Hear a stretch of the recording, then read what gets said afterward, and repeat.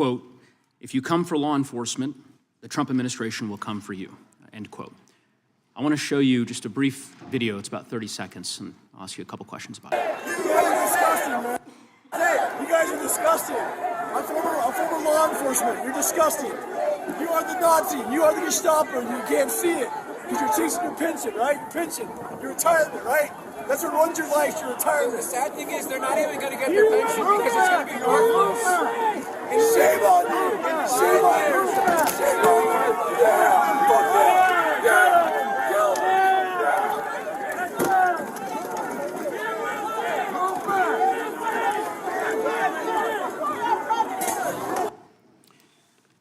Attorney General Bondi, that man works for you now, right? Who was that, Congressman? The man in that video, the one who was in the police-worn body cam footage, the one allegedly yelling, "Kill him," at police officers on January 6th, his name is Jared Weise. He does work for us. He works for you at the Department of Justice. He does. This is an individual whom a federal grand jury indicted for 2 felonies and 4 misdemeanors related to his participation in the attack on January 6th. One of those charges was forcibly assaulting, resisting, opposing, impeding, intimidating, and interfering with police with the intent to commit another felony. This is who you choose as the Chief Law Enforcement Officer of the United States of America to hire at the Department of Justice. Someone on video yelling, "Kill him," at police officers? Right?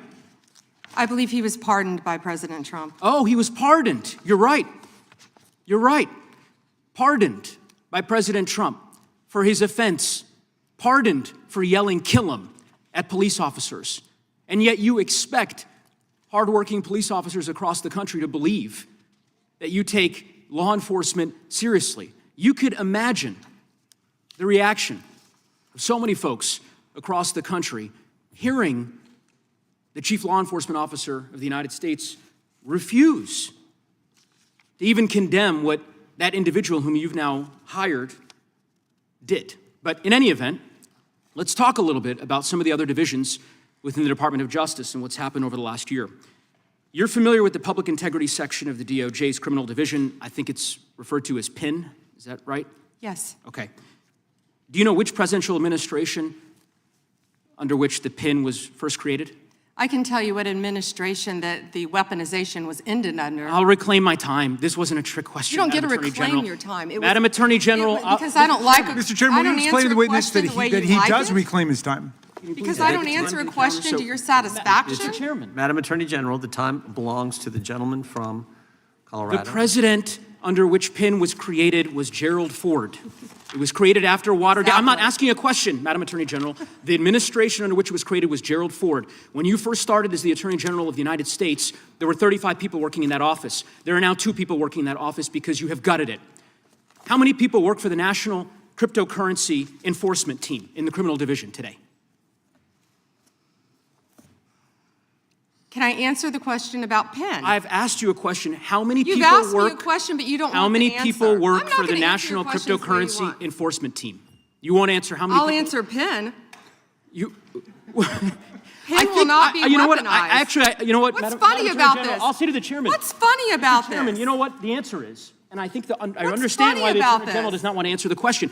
Because you eliminated the National Cryptocurrency Enforcement Team last year. So I understand why you don't want to tell the American people who works there. Yeah, I no one understand works why there you don't want to anymore, talk about Madam Mohammed Attorney Solomon General. in So, your district. In any event, who I would murdered people. Mr. Chairman, will you stop the clock so his time is not wasted by I've the been witness? very generous with allowing extra time when we have these little disputes. I understand. You got the time, Mr. Neguse. I might as well ask the chairman these questions. I'd be happy because to what answer some of your questions. what's profound, the questions I've Profound? asked, The crime in questions your I've district. asked, Mr. Chairman, are not trick questions.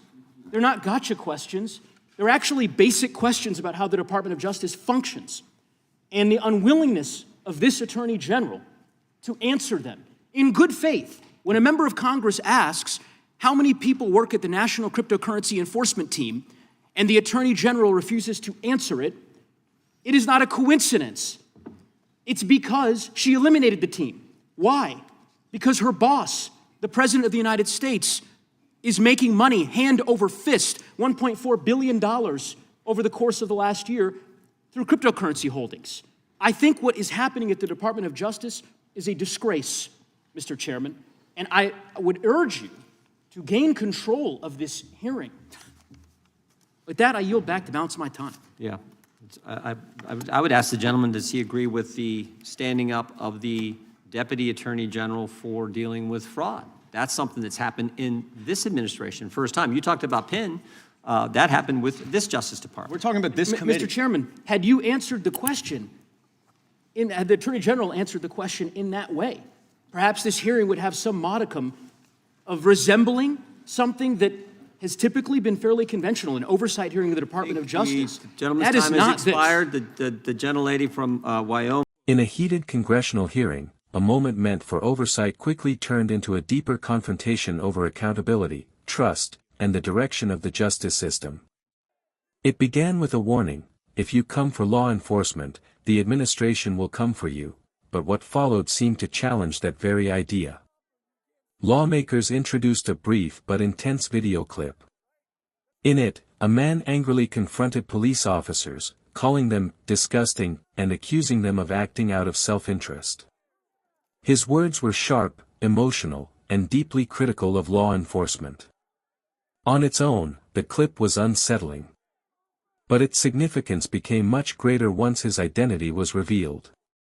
The man, identified as Jared Weise, had reportedly been charged in connection with the events of January 6, including allegations that he shouted, "Kill him," at police officers. Despite that history, it was stated during the hearing that he now works for the Department of Justice. The explanation given was that he had received a presidential pardon. That revelation shifted the tone of the room. The line of questioning sharpened, focusing on how such a decision could be reconciled with claims of supporting law enforcement. Lawmakers pressed for clarity, asking how officers across the country were expected to interpret this, and whether it signaled a contradiction between words and actions. The Attorney General, however, declined to directly condemn the behavior shown in the video, which only intensified the criticism. From there, the discussion expanded beyond the individual case to broader concerns about the structure and priorities of the Department of Justice. Attention turned to internal divisions responsible for maintaining accountability and enforcing laws. Questions were raised about the Public Integrity section, with claims that its staffing had been significantly reduced over time. The implication was that a key mechanism for holding public officials accountable might be weakening. Another point of contention emerged around the National Cryptocurrency Enforcement Team. When asked how many people currently worked in that unit, the Attorney General did not provide a clear answer.